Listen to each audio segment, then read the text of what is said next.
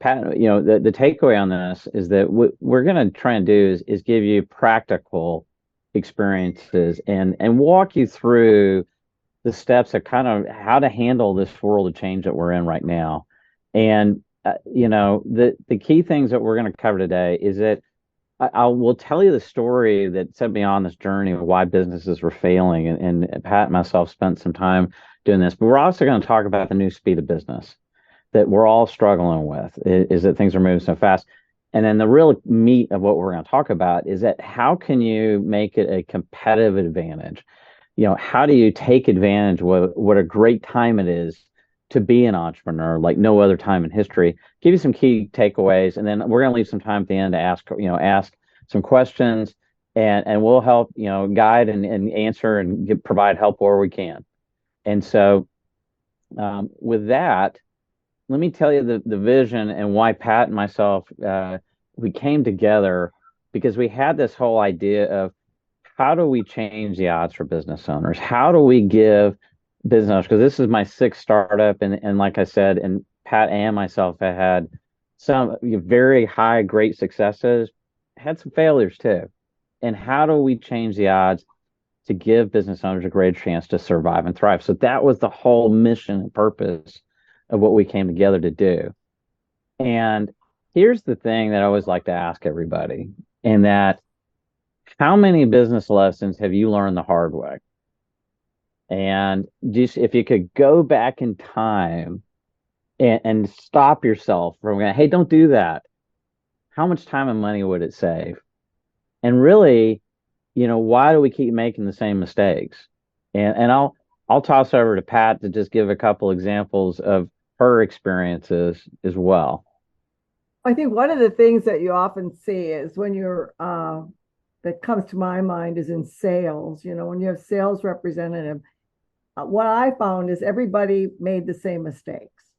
And so if we just would document the mistakes, put them out there so that people don't keep repeating. When we bring new people in, we have the common mistakes documented so others don't have to make the same mistakes in the contracts that end up costing a lot of money. And you see that in all areas, in operations and startups and sales, with clients or customers. And so for me, it was really about taking other people's learnings, their mistakes, what they learned from the mistake, and using that as an education means. The only problem with learning from experience, you have to make the mistake first before you get the lesson. And what I was trying to do was avoid that. So, so what happened is that got to an exit in my last company, and like I said, we were in 52 countries and all this good stuff. And Pat, we both came to know each other, and I kept going, why do businesses keep failing? And so spent a bunch of time, and I'm going to show you this graph, and this is the 5 stages of small business growth from Harvard Business Review. It's been around for 50 plus years. And I can tell you personally that I and everybody has experienced every stage on this graph. But the thing that came about was like why businesses are failing is it came down. There was a study by UPS about 4 or 5 years ago, and they found this statistic that showed it would change the odds. That how many times have you heard that in businesses start, 50% are going to fail in the next 5 years? And that's what bugged me. Like, why do we keep failing? And it was a study that said 70% of businesses can change their odds by simply doing one thing. And it was getting access to wisdom and knowledge. Basically, Linda was saying that we're all working on is that we get further faster together by sharing these experiences. And the experience gaps, and it doesn't matter what size company you are, because what happens, even if you get to your rapidly growing and expanding, you think you've got it. Well, never done expansion, failure. Never sold a business, failure. And what would happen is that if there's experience gaps, if we could plug those gaps, we can change the odds. We can change the odds for everybody involved. And so that's what we set about doing. And here's the other thing that we're in right now.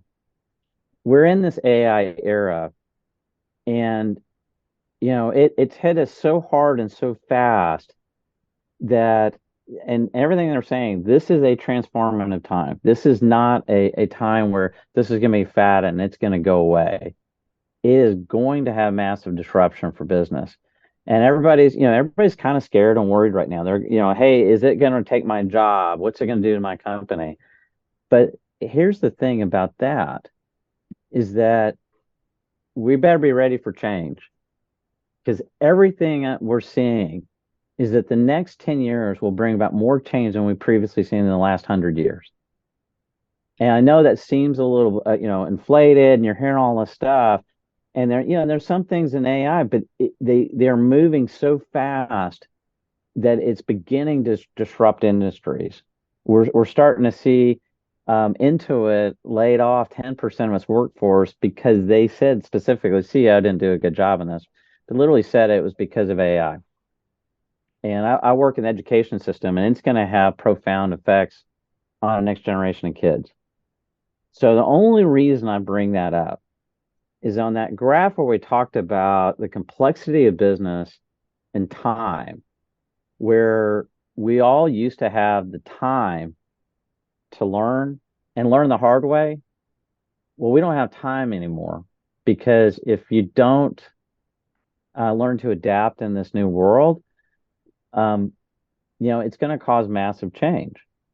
And what we are predicting is this idea that either it's going to accelerate failures for businesses, or on the positive side, it's going to accelerate opportunities. There's going to be no other time have we've seen so much available information and things that are going to change the world. Like, give you a couple of stats on the speed in which change is coming. In 1955, the average 500 Inc. 5000, I'm sorry, the Fortune 500 companies, the expectation in life for them were 75 years. In 2015, the average life expectancy is 15 years. Fortune 500 companies are gone. And if you go back, I mean, think about Blockbuster. I can give you lots of examples. So the status quo is just not going to, it just doesn't work anymore. So here's the thing. What we want to do, and we're going to talk about this today, is the 5 ways. So what can be a challenge? And it seems like, hey, I'm a small business. What have I got to do with Fortune 500? Here's the key. We're going to give you the practical steps that you can take, 1, 2, 3, or all these. And I'm telling you, it'll profoundly change your business. And so the first of these 5 is that we're going to talk about dynamic data. And talking about dynamic data, I'm going to let Pat talk about when she had to run 5,000 locations. She has some phenomenal quotes I always take notes of all the time, but I'm going to let Pat talk a little bit more how she utilized data to manage so many. And Pat, with these, or the size of each location, how big was an average location? Were they gigantic, or were they?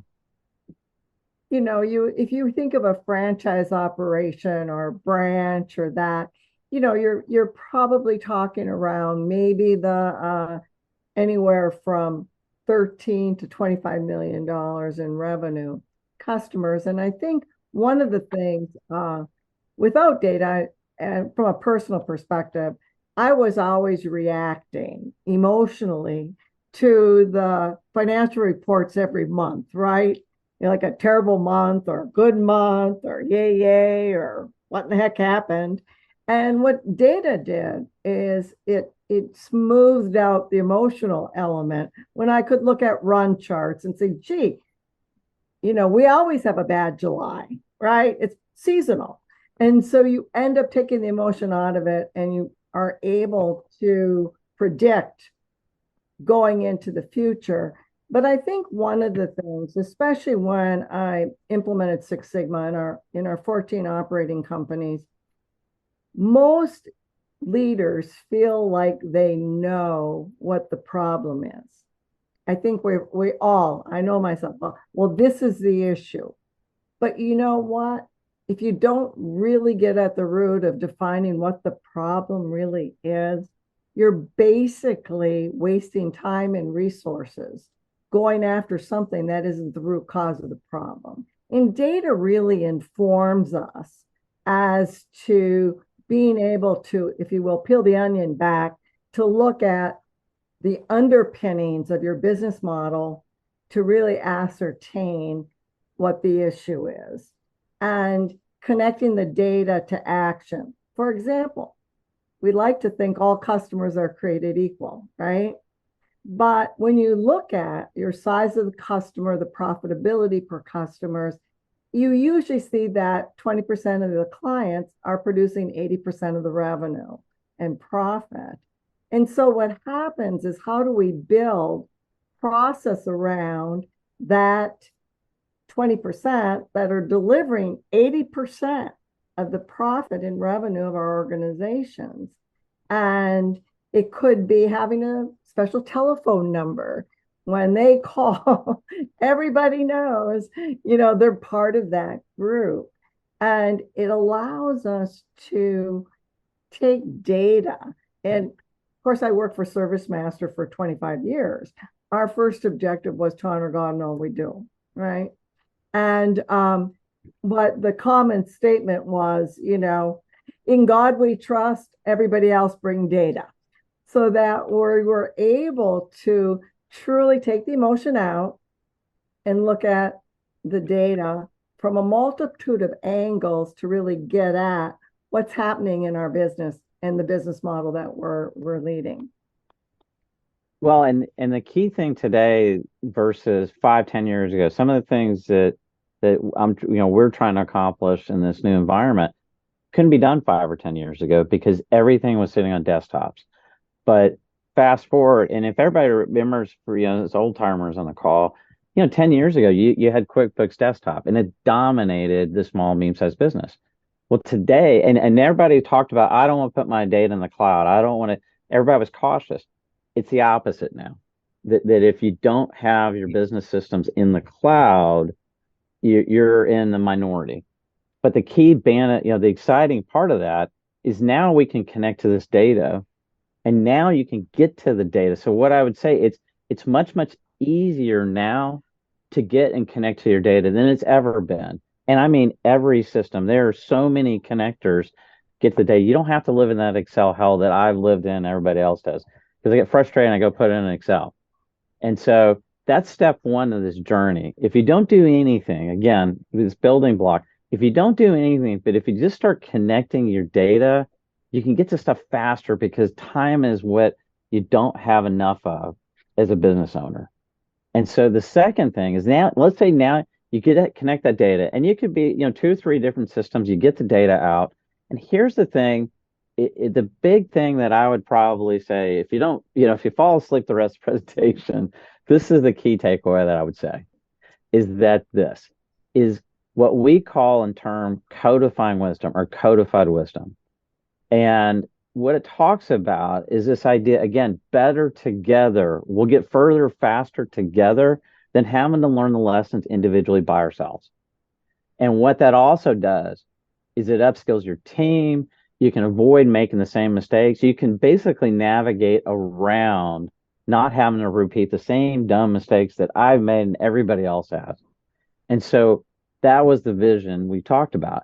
And you document this inherent wisdom patterns in the organization.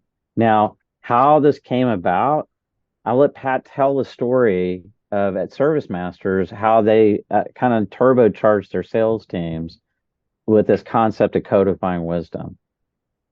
Well, I think 51% of being smart is knowing what you don't know, admitting it, and then find someone that does know. And so what happens is everybody is on a learning curve. And if we find experience within the organization, you compress the learning curve and you basically increase the speed to proficiency as a leader, as a business owner, because you're basically learning from other people that may be far more experienced or experienced this before. So what we did was we took that, like, for example, we're a contract management company, right? And so I'm a kid joining the company, running a 600-bed hospital, healthcare and food service, and nutrition and dietetics. Well, I did not have the experience to do that. But because we had documented process and system and taken full measure of the mistakes made within the organization, codified them so that I, as an inexperienced manager, was able to function as a very experienced manager and far surpass my experience level in terms of producing results for the client. And I think anytime we can do that, be it in marketing and sales and operations and human resources, we allow our organization to perform at a much higher level than experience or skill would warrant. And so you see all the benefits and kind of back in the day, the only way that you could do that is get people in a room and you share stories and somebody took a bunch of notes and you put it in a playbook manual. Well, today, here's the thing that I would say.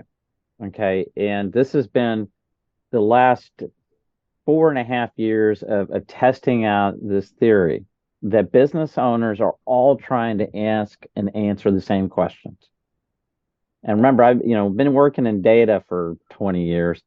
And here's what most people do, and the mistakes that the business owners make, and I made myself, is that you start by going and looking at the data and you start gleaming out all this cool stuff you can answer about the data, using the data. But here's the best way I would do. If you do anything and you start building your own dashboards and you start looking at the data, start with this. Start with what question are you trying to answer? And it seems like fundamentals of business, but I'm telling you, in 52 different countries, I was sitting and doing a presentation in Barcelona, and we had connected to all this data, and we had connected to 15 different manufacturing systems.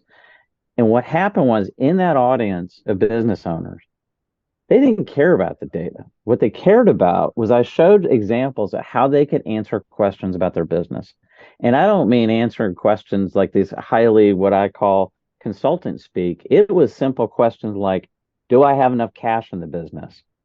Are we growing our customers? And what I thought and why I was so happy to get to know Pat is that the things that in the companies I ran, we were usually in the 10 to $20 million range. What I thought the problems that a $20 million company had was clearly solved at $1 billion. That $1 billion, you have all the answers. You figure out everything. You can throw enough resources and bodies at it. And the eye-opening thing is, guess what? They had the same problems and the same questions that we're all trying to answer. And so what I would say is that while it seems like the basics, start with what questions you're trying to answer and work backwards from that. So, for example, hey, who's our best customer? Well, then work in how do you measure that? And so you can look at things like or let me give you a better example. How much does it cost for us to get a new customer? Well, that's what they call a measurement called customer acquisition cost. And then you back up and go, where does the data live for me to get that? And then once I have that, how do we compare to other companies with that same number? So with that answering of questions, that's how you start to codify the experiences. And you can start with one question or 3 questions or 5 questions. It doesn't have to be the boil the ocean approach. It can literally be take the best experiences, talk to the Pats, your friends, other people in the community. And I promise you, what you'll see is patterns of the same questions being asked. And then you leverage AI because the codified the AI that's out there now, you can literally go in and ask ChatGPT, what are the top 10 questions that I should be able to answer at any time? And it will give you that. And so that is the process in which you can, step one, start with one question and work backwards. And it will definitely change the way you look at getting data and how you manage the company. Yeah, and I Now, think, Eric, and this is the thing, the fact that we have a group of women here today that understand that there's the collective community of gaining experience from each other because everybody's at a different point in their business at this point or their personal goals. And so you have it right baked in, if you will, to if you're experiencing something that you've not experienced before, you're going to be going to the next level. You have that built right in. so perfect, great example. Because even as those 5 stages we talked about, even though I might have gotten through stage one of just survival, there's a bunch of stuff that happens in that next phase of hyper growth that are still pitfalls that can cause you problems. So the next thing, like we talked about, again, these are life lessons learned the hard way. But the other competitive advantage you can have is make sure you're monitoring the right stuff. And what I mean by that is, again, in this day of AI and analytics and access to more data than you can imagine, it's you make sure you're monitoring the right stuff. And I'll give you one example where I learned lessons the hard way, and you can benefit from my experience. But say, for example, um, we had started our last software company, and we'd go to trade shows, and the trade shows we'd go there, we'd pay our 5 to 8, $10,000 to have our little booth, and people would come by and give us leads, and we thought, bam, that's the way we grow our business. And I did that for about oh, how many years? And somebody finally said, "Hey, are you tracking customer acquisition costs?" And I was like, "Well, what do you mean by that?" And sure enough, I was monitoring the wrong stuff because we would just look at a trade show and go, "Well, it's going to cost 10,000. All we got to do is close a couple of deals, and everything else is just money in the bank." And I made a huge mistake by that because I was monitoring the wrong stuff. And I know Pat's got a couple of stories where they were, what were they monitoring, right? And what were some kind of mistakes that happened there? Oh, well, for example, like day sales outstanding is kind of a common measure, right? And what can happen is as you get larger customers, obviously your day sales outstanding stay in check with the size of the client. Well, unfortunately, unless you're watching the cash balance of receivables, if anything bad happens to one of those clients, bankruptcy, where they're in trouble with their own cash flow, guess what? You can sink a smaller organization by just looking at a simple thing like day sales outstanding, but not looking at the actual dollar amount that is there. Or contracting, when you're a small company or a smaller organization, contracting with a very large organization, especially if you're selling some type of product. Well, you can't carry that huge expense because it's so, you're going to have prepays at the time of order. Or you may not want to carry that kind of inventory on your books, so they own the inventory as soon as the item is produced. So that we need to think about, our size versus client size and the impact it has on our cash flow, on our inventory. We have to pay our suppliers, right? The bigger the contract, the more you have to buy in order to fulfill it. And so it's things like that that if you've not gone through it before, using your collective community and wisdom and monitoring that, not just from the perspective of, I'm focusing a lot on cash. Why? Because cash ends up being the number one reason why the failure rate happens that does. Cash is king, a cash flow is number one. And so being cognizant and aware of that, and that's not to the that we forget everything else, the purpose, why we exist, the quality of what we do, but you can't serve anybody if you're bankrupt. You don't have a purpose if you're bankrupt. And so we have to think about survival in order to fulfill our mission. Well, and now, so and I know some of the stuff, it's the collective data, codify it. Now you're monitoring the right stuff. But here's the thing that we're really starting to get where the power of it's like this perfect time to be an entrepreneur because now you have the data, you now are monitoring, you're learning this collective wisdom.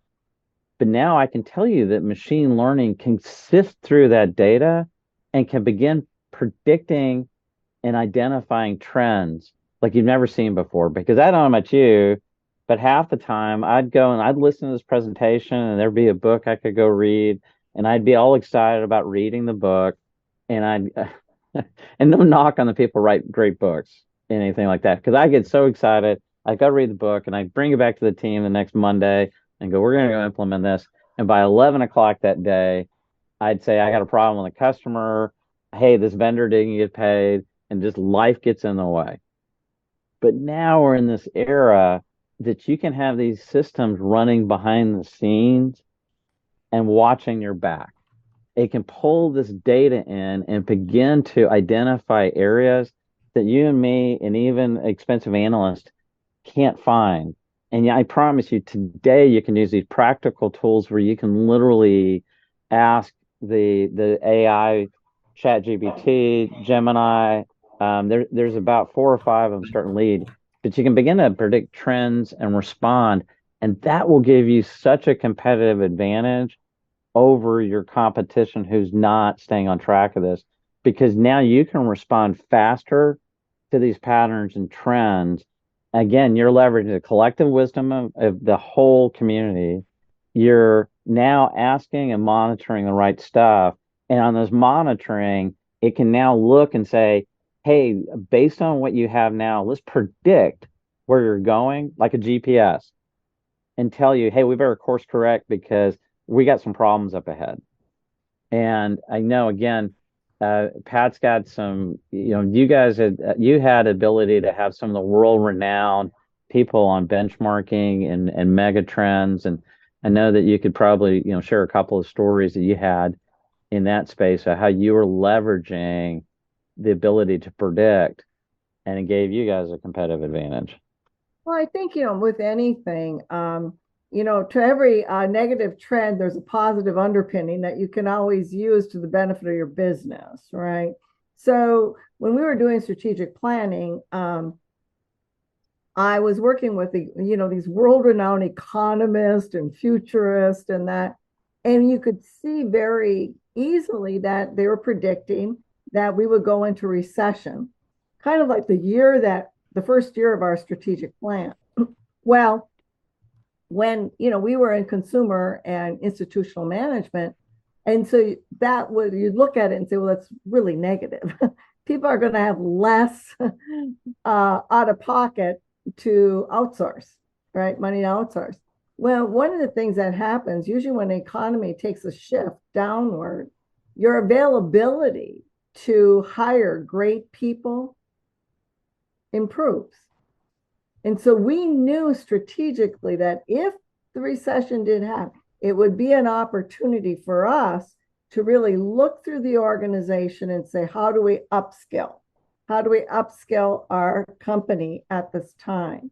And as we anticipate the economy, like what things would be benefit to our clients that are suffering this recession? And so we began shifting our offering to be attractive in a recessionary period. So that kind of element, when we look at the economy or trends in our particular industry, to every downturn in an industry, what's the upside of it? For example, we went through significant impact during COVID. And so what can happen, like if you're a restaurant owner, like, wow, if I had to close my restaurant, how do I do that if people can't come to my restaurant? We had to rethink. Instead of being a restaurant, bricks and mortar, I was basically a supplier of quality food. How do I get that food to people? If it's delivery, can they come? Do we pre-make? Is it order? So you have to begin to shift. And there were actually restaurants that increased their revenue by 17 to 20% during COVID, which is like unheard of. So, and again, I know you're asking yourself, well, like the people on the call, well, how do I even start? Well, you start to see these are building blocks, and you can one step at a time, you know. And the benefit, this is how you start using AI, because you can pass in numbers and ask it, hey, do you see any trends? You can start to ask the right questions. And this is the last thing that I'm big on, is this idea now, this collective wisdom.